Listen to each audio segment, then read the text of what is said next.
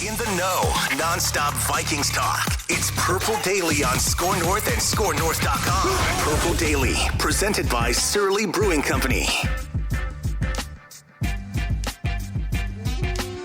All right, welcome in.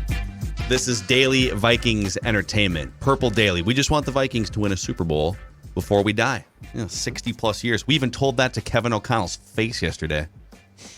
Kevin, it's time. It's time for this franchise to win a Super Bowl.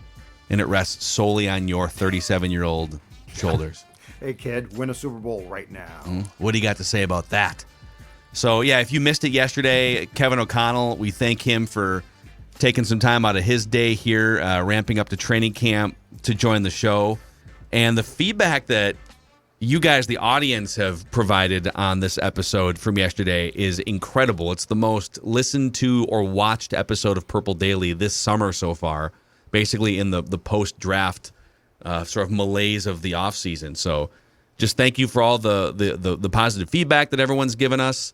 And we're going to just devote most of this episode today to diving into the things we learned or think we learned, things we picked up on in our 20 minutes talking with the new Vikings head coach.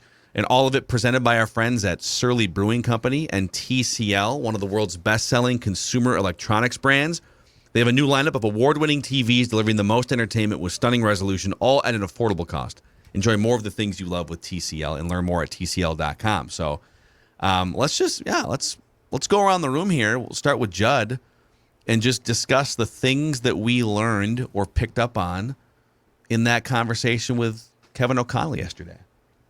I think the first thing I picked up on was, a couple questions that we asked him about Kirk Cousins is, I think he sort of confirmed just from a general point of view what the approach is going to be with Kirk to get Kirk to take that step from a statistical star to an actual star. And that is empowering him more. Like, he's definitely going to be asked to do more and make decisions more. So, like, the whole, well, I can't do this or do that, I think is just off the table now. That's gone. He'll be, call timeouts. That's fine. Change a play here or there, or at least have multiple plays that you go to the line of scrimmage with. That's fine, too. I said this before, and I still believe it to be the truth. I think Kevin O'Connell sees the opportunity here to sort of implement his brain and work with Kirk, because he's obviously a really smart offensive guy. And he didn't make it as a quarterback, despite being a third-round pick of the Patriots, in the league, not because he lacked smarts, but he lacked the physical gifts and talent, which Kirk, by the way, I think probably has, for sure. So I think in talking about Kirk, and you could tell with Kevin, there's still some questions there, because, they're yet to play a game. Yeah. But I think in talking with Kevin, we basically saw the fact that this is going to be, and the feeling is it's going to be a partnership in which Kevin O'Connell, a very smart offensive mind who certainly knows what goes into playing the quarterback position, can work with Kirk to get him to a point of taking that next step. Yeah, well, one of the phrases I wrote down was, he said, we're looking to tilt the odds in our favor before player skill sets even come into the equation. Yes. Through scheme and play calling and play design.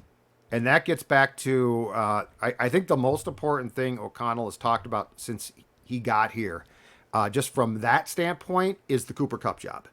So he is literally saying Justin Jefferson is going to be used to unearth at the line of scrimmage what an opponent is doing. Mm-hmm. So, you'll know, because Jefferson is so dangerous that you can use him as a guy to get a defense to tip its hand, right?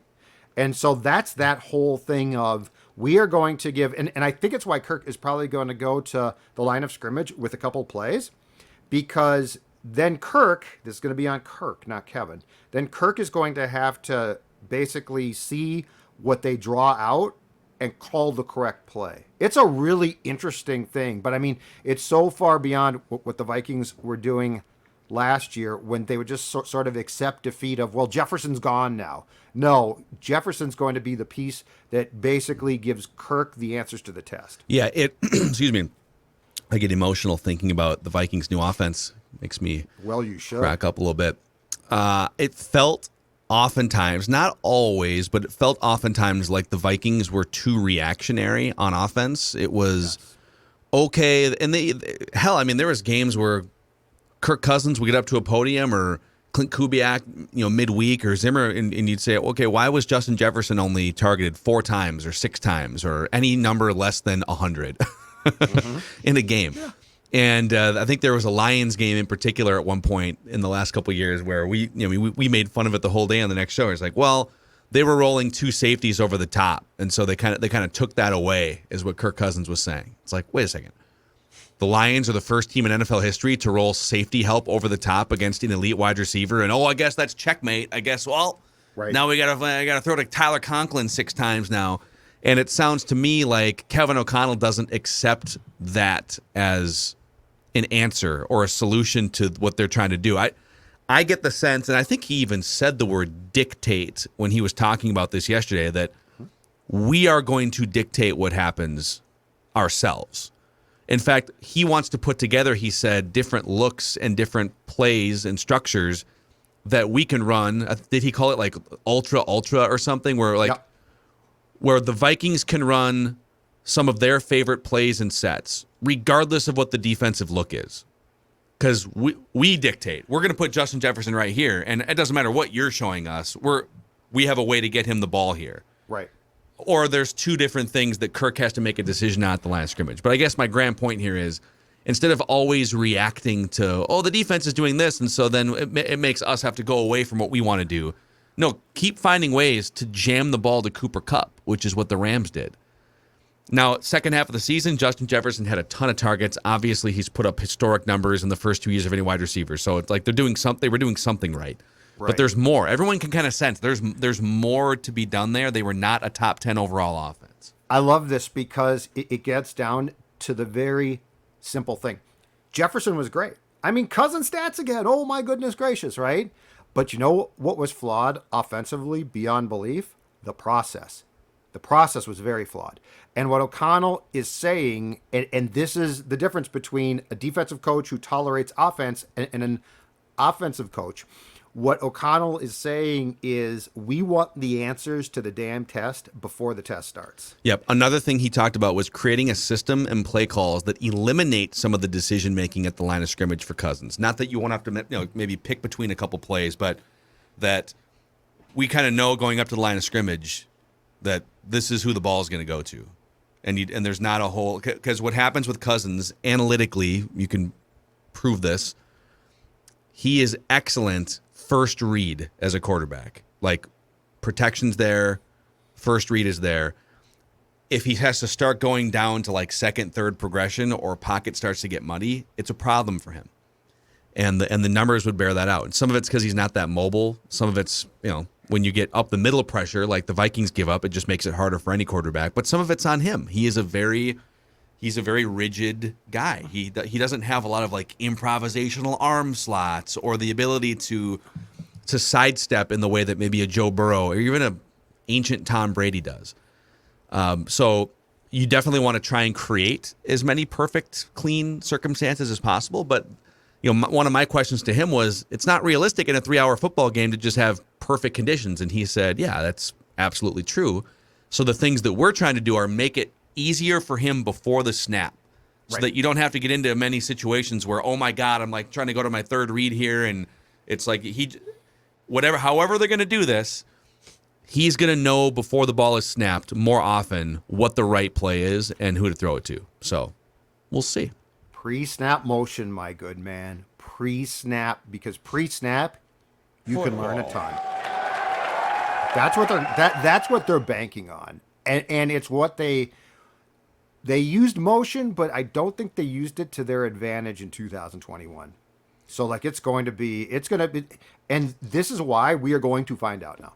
Like we're going to find out. I think this year in particular is going to tell us a ton about Kirk. Yeah. Dex, what was your main takeaway observation yesterday? That they finally have a head coach that leans into Kirk. And leans into Kirk, I think, for the right and not necessarily the wrong reasons either. Kirk is who he is at this point in his career. I don't think there's a next level. I do think there's something that can be tweaked to unlock a bit, but I don't think there's a ceiling to him being a top 5 quarterback. And I think Kevin O'Connell knows that, and he's not going to want to overwhelm him. And that's where, the quiet mind comment came to play, making things easier that you guys just talked about with the pre-snap motions and whatnot. Zimmer just never embraced him. And whether that was sometimes Kirk's fault or whether that was Zimmer's fault, at the end of the day, the quarterback position is the most important one on the football field, and Zimmer's big concern was hanging the ball off to Dalvin on first and second down no matter what and trying to control the game with defense. I think the Vikings now have a head coach who is leaning into his quarterback for the first time. And this might not work out, right? Like, they could still be a 7-9 team. They could be worse than 7-9. But for the lack of a better situation, Kevin O'Connell is saying, I'm leaning into my quarterback here, and we're going to make things easier, and we'll still be successful running it back with the same roster. Yeah, and you brought up the first and second down thing, too. That was another thing that he kind of brought up unprompted. I would have loved to have gotten into more of a deep dive third down discussion with him, or some people were asking if we could have gone deeper on some certain subjects, and I'm sure we'll get him on again sometime and we can go deeper, but he talked about getting a quarterback going on first and second down, kind of like spot up shooters in basketball, how you can't just ask them to come up the fourth quarter. It's all right, it's time to unleash some threes here. You'd like to get them in the flow of things. A couple corner threes in the first quarter, get a wing shot attempt over there in the second quarter. And if you're not passing enough on first and second down, you're probably not moving the ball as much as you should be, but you're also now asking your quarterback, okay, now it's 3rd down and 9. Figure it out, guys. There's a rhythm that goes into it, and I'm glad that he acknowledged the importance of that on first and second down. I absolutely loved the fact that he talked about, too, trusting Justin Jefferson. Didn't you guys? Yeah. Like, he's literally saying Kirk is going to have to throw some passes that Kirk doesn't really like to throw because the guy he's throwing them to is that good. Like, this is exactly what you want. And you know what? At times, they might get picked. I honestly, unless it's a stupid pass, don't care. Like, when he talks about trusting guys, like, there's so many things here that are going to change as far as not doing dumb things, because, and the support is clearly for Kirk going to be there. But, you are going to have to make passes that you don't want to make or trust yourself, but your arm can make them, and Jefferson can catch them. I thought that was very telling. There's a lot of coaches who would never say that. Yeah. He had a chance, too. I gave him a chance with my first Kirk Cousins question. I said, so full disclosure, we've been very critical of Kirk on the show, and we acknowledge how great he is when conditions are clean and the offensive line is protecting, but when conditions get muddy and the opposing team knows that he's going to pass and, you're facing pressure up the middle or whatever it is, like it melts down for him more than it does for other teams. I said, please stop me if I'm wrong on any of this stuff. And he didn't.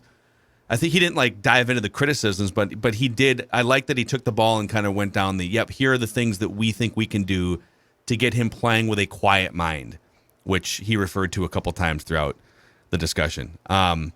There's more to get into here with reacting to Kevin O'Connell, and we will get to what people are saying about the Minnesota Vikings, but let's shout out one of the more fun summer events in the Twin Cities. The 3M Open is coming to town once again. Or I guess the PGA is coming to town. The 3M Open's always just here waiting for the end of July, Declan. That's right. Cameron Champ's coming back to defend that title at the 3M Open July 18th to the 24th at TPC Twin Cities. You got Tony Finau coming. Other great golfers are coming. Hideki Matsuyama is going to be there. A lot of great former winners on PGA Tour. The Open's this weekend, and then next week we get the PGA Tour. So just back-to-back. Me and Phil are both golf nerds, and we're going to be injecting all the golf, I think, into our veins over the next 2 weeks, and especially at TPC Twin Cities at the 3M Open. You can get your tickets at 3mopen.com/tickets, 3mopen.com/tickets. Kids 15 and under, too, get in free with a paid adult ticket, 3mopen.com/tickets. People are asking every single week, I feel like, Judd, how have you lost so much weight? We've even had some great testimonials just sort of randomly from listeners who've lost 40, 50 pounds thanks to Livia. It's pretty crazy. Exactly right. It's thanks to my friends at Livia Weight Control Centers. And you know what? Forget quiet mind. Let's talk about smaller waistlines, because that's what's really important, right? When those pants start to fit, when those clothes fit. And here's the best part. At the Zolgad household, I'm down 40 pounds. Been talking about that for quite some time. I'm maintaining that weight loss, which is absolutely the toughest thing to do, but I'm doing it. And then Dawn has joined, and she's down 10 pounds in a couple of weeks. It's fantastic. And look, the weight loss has been great. But again, I will go back to the fact that this also is such a supportive program. The dietitians are fantastic, and they help you do what so many programs don't: keep the weight off. We've all lost weight, but the key is to maintain that weight loss. And if you want to join now, it's this simple: 855 go LIVEA Livia.com, and it can be done either in person in town here, or if you're a Purple Daily fan, in Iowa, in Tennessee, Seattle, where a guy just joined and sent us a great note. Online, on Zoom, it's that simple. Livia.com, LIVEA.com, 855 go LIVEA. Check them out, lose the weight, feel good. Teamwork, it works fantastic. All right, more reaction to Kevin O'Connell joining the Big Purple Daily show yesterday. So we asked him about balancing play calling as a head coach, and he will be a first-time head coach and first-time play calling head coach, with also being plugged into just the 30,000-foot vision of strategy and game theory and everything that goes into end game management and end of half management, timeout strategy, all those things. Like, how do you do all of those things at a high level? And that's where he kind of leaned on. Listen, we brought Mike Pettin in here to be an assistant head coach. He mentioned sort of the clock management coach, like the game day logistics clock management coach. Forget the guy's name. And then pre-planning during the week leading up to the game, he kind of referred to, okay, what is it going to take to beat this particular team this week, and just having an idea going in.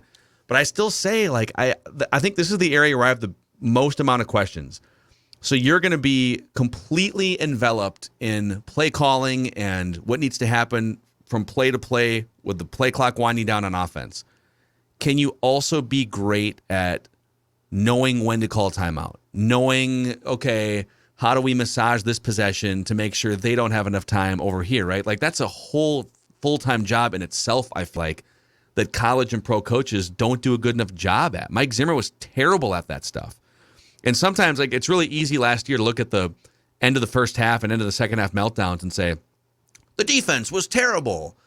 Yes, the defense was not good last season. But how many times did the Vikings screw themselves with bad play calling or bad clock management offensively with 40 seconds to go or a minute 20 to go or something, and then give the ball right back to an opposing team's offense when they didn't have to? Like, there's so many things like that go into the chess game of the last 3 or 4 minutes of each half. And we're not going to know until we get a few games in, but I still have questions about his ability to balance those things.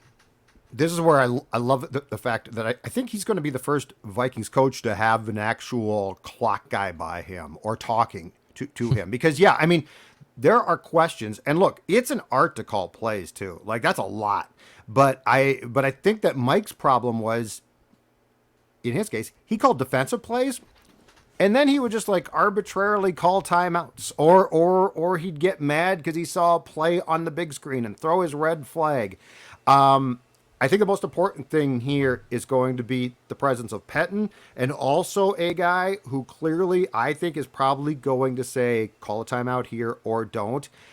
I don't think, and I might be wrong here, but I don't think that you need, as a head coach, to actually worry about timeouts as much as you do to outsource them and take the advice of the guy who's probably hyper-focused on them. Like, I don't know that timeouts are from, in football at least, Phil, I don't know they're from, like, a feel, right? Like, I don't think it's a feel, like, I'm going to take a timeout here because... It's only feel in certain instances where, okay, I feel like my defense is gassed right now. We need to call a timeout in the red zone to get right. Okay. But in terms of, like, when you should strategically call timeouts, just from a clock standpoint, it's a lot more scientific. Yeah. Exactly. And so I would much prefer, and I think the Vikings are now going to have a scientist doing that.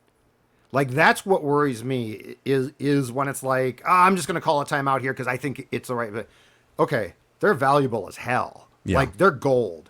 So I think that O'Connell is going to give himself a much better chance as a play caller now to have a guy helping him in what I think was probably Mike's biggest downfall, because he was not good at it. Yeah, my biggest timeout pet peeve is when, if like the play call, the play clock is running down because the play call came in late or something, or you get a quarterback with his hands on his ear holes, like get the play in. It's like that type of stuff drives me nuts. Be prepared, get the play call in, get into the huddle. But then if the play clock is winding down, let's say it's 3rd down and 9, and you're at your own 24-yard line, and it's the early 3rd quarter or something, and freaking quarterbacks will call a timeout in that situation because they're instinctually taught to, the play clock's winding down, gotta call a timeout to avoid the delay of game. Okay, what's more valuable? The 5 yards you're saving on 3rd and 9, between 3rd and 9 and 3rd and 14, on a possession that's probably going nowhere anyways because you're on your own 23-yard line, and it's early in the 3rd quarter or whatever, or that timeout that you might need to preserve 40 seconds in the last 2 minutes. That type of stuff, most coaches don't think about that stuff. I mean, the Gophers are the worst at that. PJ Fleck is the absolute worst at just burning pointless timeouts early in the 3rd or something. And Mike Zimmer was pretty bad at it too. Yep. But you watch some of these Patriots games over the years, pretty often, more often than not, the Patriots have all 3 timeouts going into the second half of the 4th quarter. Once you hit like the 7 or 8 minute mark, they probably have 3 timeouts because they know this could get us an extra possession or 2 or an extra chance at a field goal or something to tie the game. So whether it's Kevin O'Connell understanding that entire game himself or having someone that stands next to him poking him in the side saying, don't call timeout here. Right. That's the only time I would tell Cousins, listen, you have full authority to call timeouts once we get inside 5 minutes of the half. Anything outside of that, don't just be nuking timeouts because the play clock's winding down. Let's okay, if it's red zone and it's 3rd and 2, okay, maybe we call timeout there because there's a big difference between 3rd and 2, 3rd and 7 inside the red zone. But Don't just be calling stupid timeouts. Yeah, I think that's exactly right. Another thing that I observed yesterday was just, and you can kind of pick this up in press conferences and stuff too, but just how different his personality is from Mike Zimmer, just how likable and personable, and he's Mike Zimmer's intelligent too, but just his intelligence comes from this almost this pure place of how much he loves the game. It's like this. Mike Zimmer sometimes talks about the game from this grizzled, I don't even know if he loves the game in the last 2 years. And that's probably part of the reason why he had to take a minute off here and take a season off. Yeah. Kevin O'Connell, 3 different times, I feel like, had to apologize for, I know I'm kind of rambling here, but it's like, I love football. It's like almost every one of his answers. You can see why people like him, is what I'm saying. And I think Mike is a byproduct of what this job can do to you eventually. Because, like, when Mike started, Mike was enthusiastic, and he was always grizzled, but, I mean, Mike is the prime example of what a long tenure can do. It grinds you down. It wears you down. I mean, guys like Tomlin are incredible. I don't know how they do it. They stay fresh. Perhaps O'Connell can as well, which would be great for him. But, yeah, I mean, I was going to disagree with you vehemently until you said the last 2 years, because you're exactly right. I think he hated everything about it by the last 2 years. And I suppose when you and your boss and Spielman don't get along, it's a huge pain. But, yeah, he seemed, by training camp last year, I'm not exaggerating, Mike Zimmer seemed miserable. This is going to be, cliched as it might be, a breath of fresh air. It's going to be a different atmosphere completely. Yeah, he's going to say hi to people and make eye contact in the hallways, which I know was a big sticking point. He's also going to enjoy coming to work. Like, I don't care if you say hi to me, but if it's clear that you hate when your car goes in the parking lot, something's wrong. Like, it's still football. Yeah. Yeah. All right, what else did you guys observe from the KOC experience yesterday that we haven't covered yet? That he's a well-qualified head coach. I think we're in this era of the NFL, right? We're just trying to hire the next offensive guru, right? Everyone's taking shots and darts on offensive coordinators from good offenses over the last few years, and some of those guys have worked out. Matt LaFleur has worked out. There's questions about Cliff Kingsbury, but he's still, has produced a decent offense with Kyler Murray and whatnot. Just listening to Kevin O'Connell, especially with us in the last 24 hours, I've definitely come to the conclusion, I can see why he got this job. He's not just a hotshot offensive coordinator who knows football. That's a given when he's applying for this job. But he connects with people. He seems truthful with what he's saying. He's leaning to Kirk Cousins. I completely understand why he got this job. I don't believe it's just lip service. The dude is a qualified guy that deserves an NFL opportunity, and I don't think it's just a hot flash hired just because he's an offensive coordinator. I think this dude's well qualified and deserves to be an NFL head coach. We didn't talk about this much, and he broached it quickly. But he also talked about this during the press conferences during the camps in the spring and summer, and I think it's a very important thing too. He has brought in a defensive philosophy that is a very modern one to help the Vikings win games, but also to challenge the offense. Zimmer wanted his defense to, no question about it, beat the offense. Like he wanted to be like, that's my defense. They kick some ass today. And that's Mike. But the defense wasn't there to like challenge them. They were there to look good. The defensive philosophy that Donatel brings in here is a very modern NFL versatile. It's called a 3-4, but it's not. It can morph to a 4-3 as well. It's very multiple. Oh God, is it multiple? And in Fire zone. And in that multiplicity, what you have is a defense that's going to give the offense looks that O'Connell wants. In short, O'Connell is not interested in winning in practice. He doesn't want to see his offense look great in practice. He wants to make sure his offense is prepared for games. And in his mind, this defense is going to do that. It's a very different philosophy to say, I want my defense to win today in practice, or I want my guys to be challenged so that when Sunday comes, they'll have a better chance of winning because they will know what to expect from the other side of the ball. Yep. So yeah, those are the things we learned from Kevin O'Connell's first appearance on Purple Daily yesterday. Again, thanks to everyone who commented and just gave us great feedback on the episode. At some point, I think we're going to aim to get Kwesi on the show as well. That would be fun. Just sort of get to know him in this environment. But yeah, thanks to everyone. If you haven't checked it out, obviously you can go back and you can find it on the Purple Daily podcast feed and or this YouTube channel.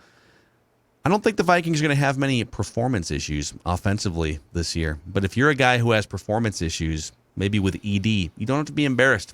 It's okay. It happens. There's a lot of guys out there who are grinding through the same problem. And that's where Valley Park Medical Clinic comes in with the True Pulse Protocol, one of the most effective solutions to ED available. These treatments are surgery-free, drug-free, and non-invasive. And the Valley Park Medical Clinic team is highly trained. They'll work with you in a discreet manner so you can just, don't have to be broadcasting it to the public that you're getting this area of your life handled. ValleyParkMedicalClinic.com. ValleyParkMedicalClinic.com. It's also the summer of Surly here. And we appreciate everyone who has shown us their cans on Twitter. We see those coming in over the weekend. That's right. We certainly do. And this is the perfect time. It's, let's see here, Supreme time, Logic Bomb time. It's always time for a Furious, no question about it. But the summer of Surly offers you opportunities that look like the clock is ticking. Enjoy on the lake, on the patio, wherever you are. If you're enjoying a beverage, and of course do it responsibly, the summer of Surly is there for you. My personal suggestion, the Logic Bomb. Absolutely delicious. I saw Dex had an entire refrigerator, went and picked up some yesterday. Do you know why? Because Dex gets it. Dex understands that the summer of Surly is there for us. Check it out. Surly Brewing. I would say it's for me, and also, the girlfriend's dad's a big Furious guy. So that helps. So if anything to help, obviously smooth over, the transition from, Sounds like the girlfriend's dad and I might be buddies. I think so too. He likes his purple. He likes his Surly Furious. Yeah. So I had to make sure that fridge was stocked for both of us. I would keep Judd far, far away from. Yeah, Judd, you can't come over tonight. Actually. You can't. Why? I'll hang out with the far girlfriend's dad. Yeah. I'm probably around his age. That'd be great. And you wouldn't remember his name at all whatsoever. It doesn't matter. I don't need to remember a name. Hello. I just need to have a conversation about my favorite beer, Surly. Bye. All right. What are people saying about the Minnesota Vikings? Let's go back to the ESPN.com top 10 players at each position list that are coming out here from our guy, Jeremy Fowler, former Vikings beat writer himself. So the parameters are this. To preview the 2022 NFL season, we surveyed more than 50 league executives, coaches, scouts, and players to help us stack the top 10 players at 11 different positions. Voters gave us their best 10 players at a position, and then we compiled the results and ranked candidates based on number of top 10 votes, composite average, hundreds of interviews, research, film study, etc. The objective is to identify the best players right now in 2022, not for 3 years or 5 years down the road. Today's list that came out, running backs. The number one running back in the NFL, according to 50 people in the league, Derrick Henry. He was also number one last year. Jonathan Taylor is number 2. He wasn't even in the 10 last year. And now he's become sort of a fringe MVP guy. Nick Chubb is up to 3rd. Really? Okay. And Dalvin Cook is still number 4. He was actually 3rd last year, and now he's number 4. So here's what people are saying around the league about Dalvin Cook. Quote, he needs to stay on the field. The whole team is different when he's in there, an NFL veteran offensive coach said. He's great and can get even better with discipline as a runner and growing as a third down receiver. I think he'll show a more all-around game in a new offense.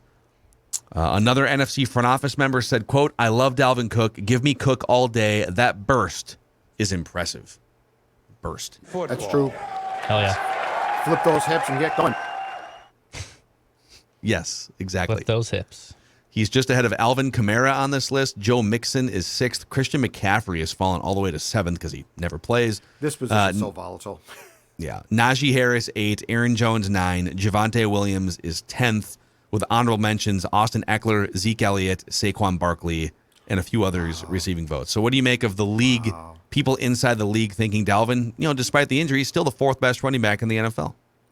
I believe that I recall going through, I think it was this exact same list at this position last year, and I think you read a Cook's quote in that one that said the exact same thing is he's got to stay healthy.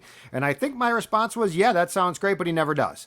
So unfortunately, look, when the guy can play and he's healthy, he's fantastic. There's no question about that. I will never expect Dalvin Cook to play 17 games. I think you're probably fortunate if you get 15.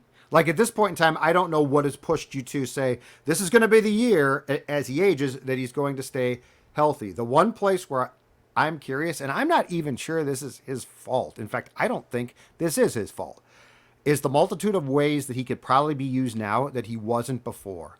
I think Dalvin Cook is the bell cow runner. Just give him the rock is a mistake, because that more than anything probably wears you down. Like that is a tough thing, and guys get hurt. And the reason why the list that you just went through changes so drastically, I mean, Zeke is out of the top 10 now, is because guys get beat up, their careers end quickly. So I guess my biggest curiosity about Cook, and I think 4th is incredibly fair, but my curiosity is this: what can he do in the passing game as well?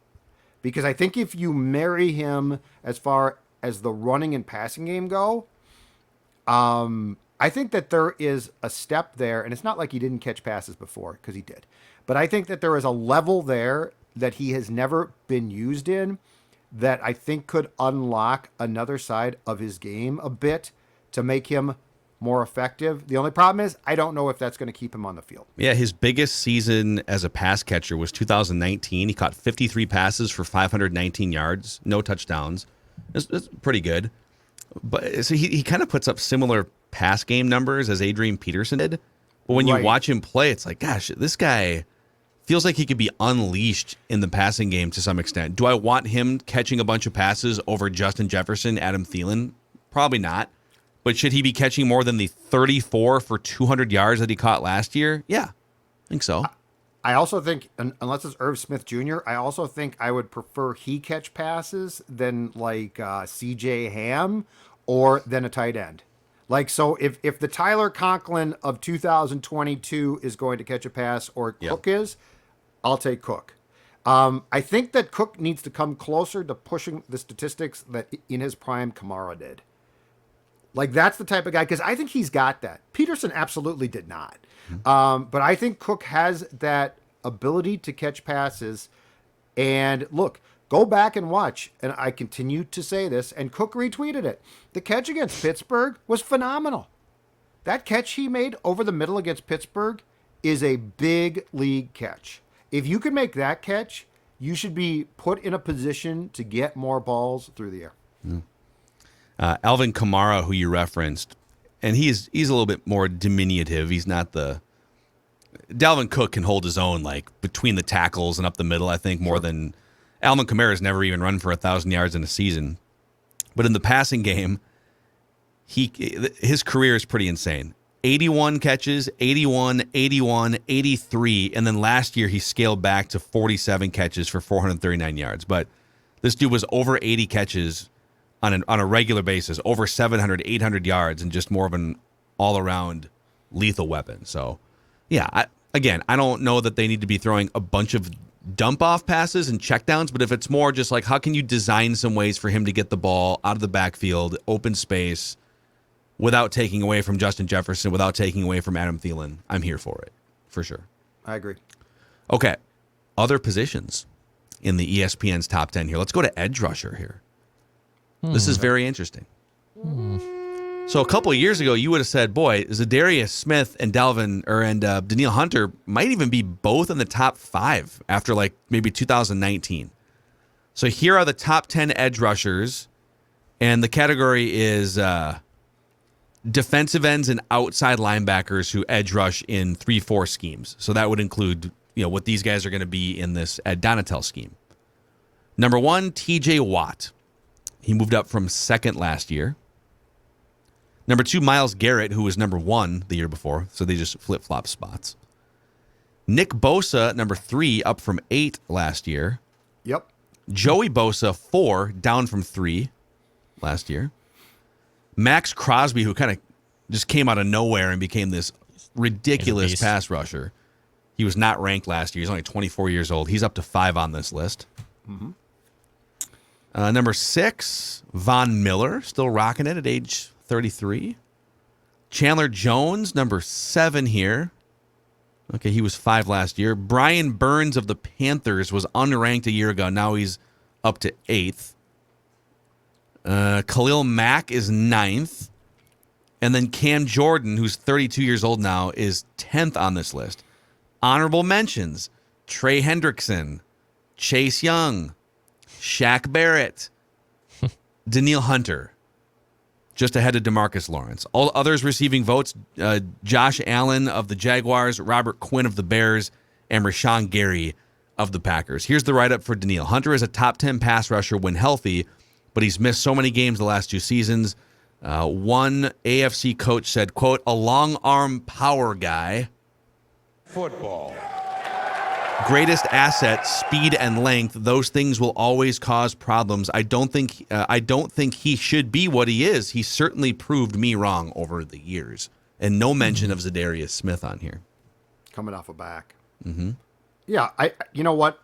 It's probably fair, but if Hunter can play basically an entire season, which he's not done for 2 years now. He missed all of 2020, and then I think he played 6+ games in 2021. He'll be back. So, like, to me, that's incredibly fair because he has not played. But if Hunter can play, and if Hunter and Smith can both play consistently, I think at least Hunter is back on that list for sure. Like, this to me is just a playing time thing. Because he's incredible. I mean, he has a talent. And if you go back again and look at the Vikings defensive statistics last year until Hunter got hurt, the defense was different. Mm-hmm. Like, that team fell apart when he got hurt. He is if there are like 4 guys that can be put on a most valuable, most important list, he's on that list. Yeah. Mm-hmm. So there you go. Some disrespect to put on the whiteboard in the defensive training camp meetings here. Put these, listen, the 50 executives and insiders don't think you guys are very good. I have a Dalvin Cook pass play drawn up. I just thought of this. I just took some notes. Oh, I want to give you. You're going to show us an actual drawing here? No, I'm going to describe it.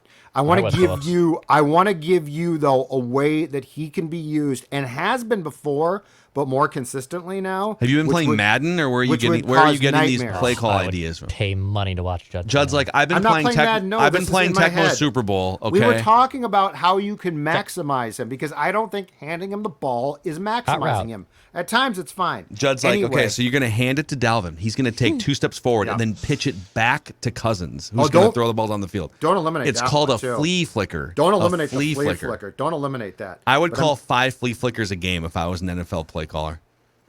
I would just be Tecmo Super Bowl. Flea flicker was the most effective play because your quarterback can throw it 90 yards down the field. There's nothing worse now though than when it's called and it ends up being like a 10-yard pass. I hate that. It's a buzzkill, but there has to be an underneath route. I think Jefferson. I don't. It should be a penalty. But I mean, then if you commit to a flea flicker, the ball has to travel 40 yards in the air, or it's a 15-yard penalty. I like that. Because there's nothing worse than it's a flea flicker and Cousins throws to C.J. Ham. That sucks.